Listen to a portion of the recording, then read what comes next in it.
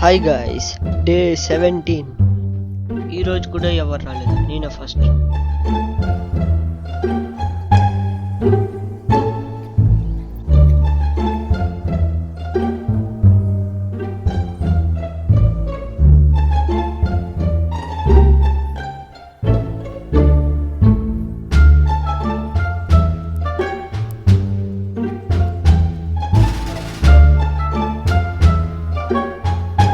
రేపు January 1 కాబట్టి video రాదనుకుంటున్నారు.